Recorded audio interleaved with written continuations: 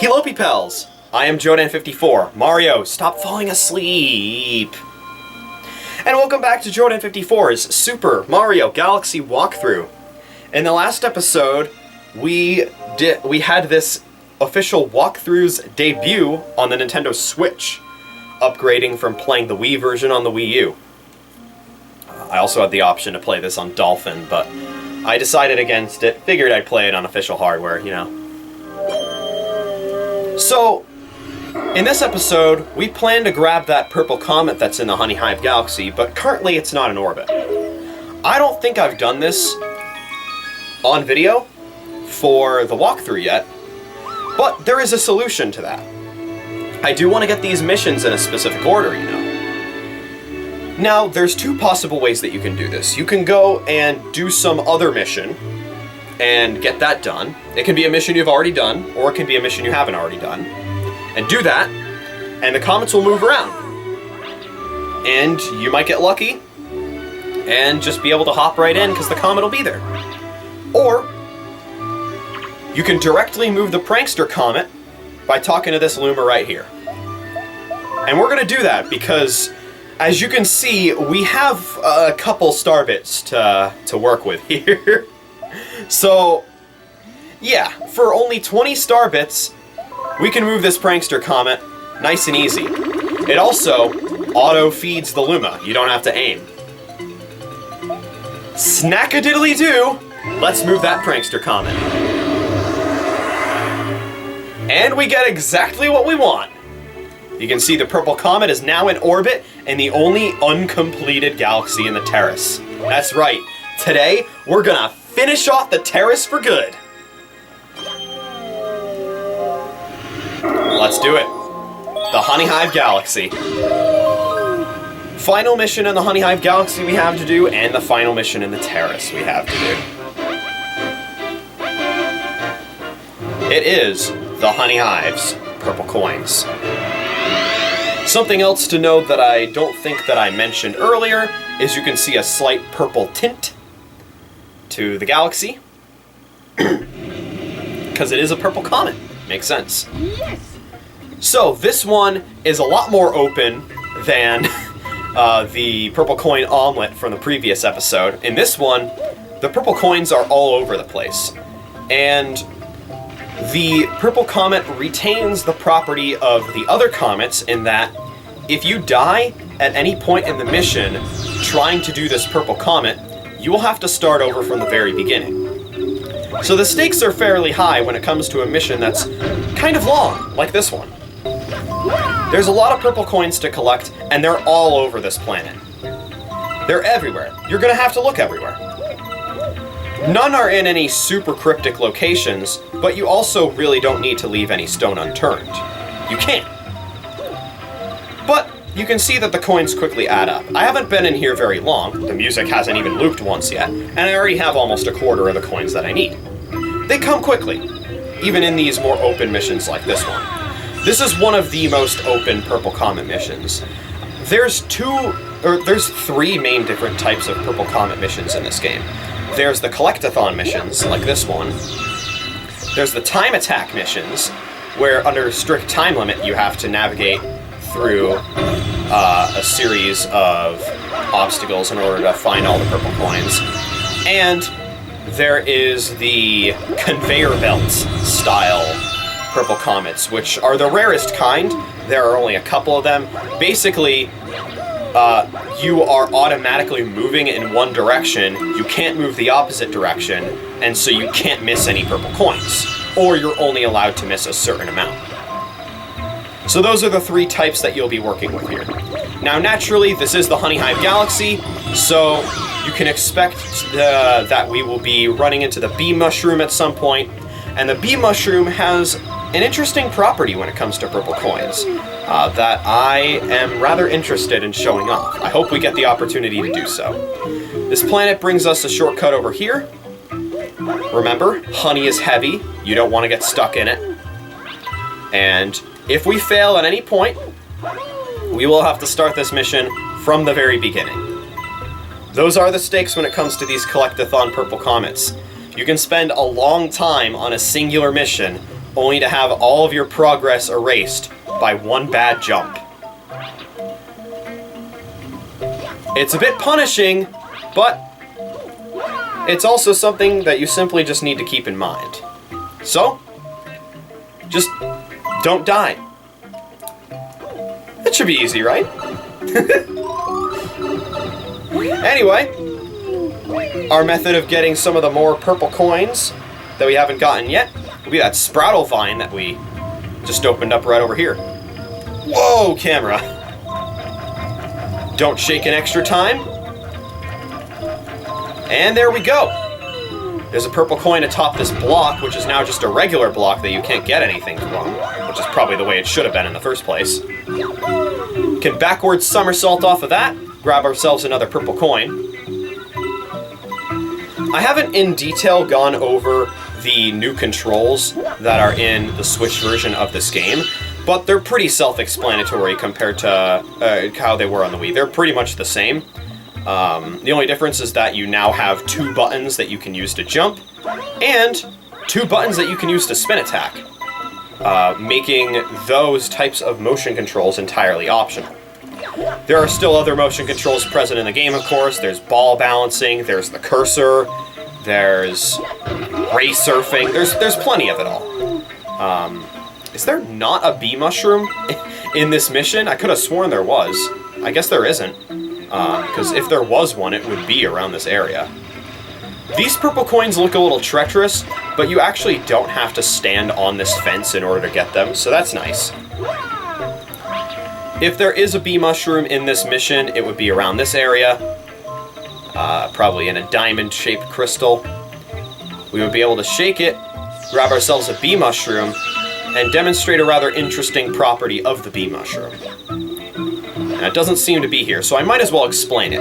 Were the bee mushroom here, by shaking as Bee Mario, you can actually get coins to home in on you. You will be able to get them to sort of spiral into you, and you can suck them in, basically. And it's quite useful. You can do that as Bee Mario, and there's one other power-up that we haven't seen yet in the game that can also do that. Yeah, I guess the bee mushroom just isn't in this mission, which is interesting to think about, that the galaxy that introduces the bee mushroom doesn't give it to you in the Purple Comet. But it's fine. That's just interesting. I thought the Switch version of this game changed it so that they call it a wall kick instead of a wall jump. If I actually press... which button is it? Yeah, it's minus. If you press minus, you can see a list of controls and actions that you can do. And yeah, in this game they actually call it a wall jump. But in some other games they call it a wall kick instead. But yeah, it's called a wall jump. I prefer calling it a wall jump. I don't like the term wall kick, because you're not kicking the wall. I don't even think your feet touch the wall. It's your arm. If anything, you're wall punching, or wall slapping. So, the camera will actually move on its own when you get to a specific area along this edge here, because there's a place where you can fall on some purple coins. We won't be doing that just yet, because we have some more to collect. There's no shortage of them just yet. Our job is to make sure that there is a shortage of purple coins, because all of them are in our pocket. So let's grab the rest of them. You can find some more over here, one on each tower, one in the middle. You can use a wall jump to reach them. There's some more over here. Don't leave any stone unturned. And don't die. Depending on what part of the edge that you die on there, or you fall on there, falling there might be fatal. So, yes, make sure to be extra careful there. We can fall down here now, why not? Fall on this one. We now have 79. And we can come over here, grab these 3 purple coins, and we can see that it kind of looked like there were purple coins on the other side of that honeycomb, but that was just the waterfall reflecting things. I've said this previously, I've also been playing Super Mario Galaxy on Dolphin, and one of the interesting things about playing a game on an emulator like that is that you have access to upscaled graphics. And my computer isn't exactly the biggest fan of rendering upscaled waterfall graphics. They look kind of funny. So I missed a few of those purple coins on the slide down, but that's fine. As long as we know the way back, we can grab them again. There's also some more that we've missed. There's 3 down there. I'm going to try and save those as the last ones that we get, because if memory serves me properly, the Power Star will appear at the initial spawn point of Mario himself, which is the starting point right near those 3 purple coins. One strategy that you might want to employ when you're embarking on these long collectathon missions is to try and save some purple coins strategically so that they're towards the end of the mission, towards the part that would be at where the star is going to spawn. Now, if you're playing the game blindly, you wouldn't necessarily know where the coins are going to spawn, but of course, if you're watching this walkthrough, you probably don't have too much intention on playing the game 100% blind. Oh, I was really hoping that the geyser was going to send us all the way up into the purple coin, but that's fine. Break this, get it out of our way. Now, as you notice, the only purple coins that we're missing are the 2 that were on the slide that we missed, and the 3 on the slide on the way back. So let's grab them. We might not be able to actually scale up this slide. We can try, though.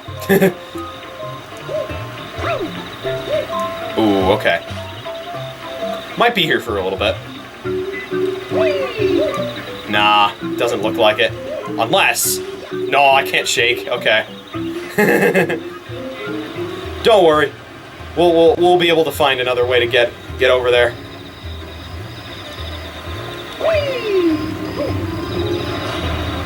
Yeah, backtracking is made a little bit more difficult simply on the basis of when you exit a pipe from the other end, the pipe that you come out of will then disappear back into the ground. So you can't easily just then say, okay, now I have a pipe here for fast travel. That's not going to work in this mission. So you have to keep that in mind. We already opened up the way here, so we can just make our way up here. And hopefully this time, we will not miss those 2 purple coins that are in the slide. When I was on this slide last, it was in one of the main missions, and a flip bug followed me down the slide as B Mario in a very strange way. Alright, let's get him this time. Yes! Don't feel bad if you don't get all 5 of those purple coins on the slide on your first try. It's a little tricky to get because it sort of gives you a taste of the conveyor-style Purple Comets, where you have one shot to get all of the purple coins, and if you miss one, it's over. So you get to sort of simulate that without any of the issues, which we might also see here. Nope, I got them all. Awesome. And as you can see, I strategically waited to get those last 3, and the star belongs to me. It's a wonderful rhyme, and now we're out of time. That is the end of the Terrace. We now have every power star in the Terrace, and we never have to walk in here again. Honeyhive is complete, Terrace is complete, and we've now broken 6,000 star bits. Much more than we'll ever need. Tune in next time, where we continue our Purple Comet mission in the fountain. I'll see you then. Keep looking forward, and I will see you next time. Bye-bye.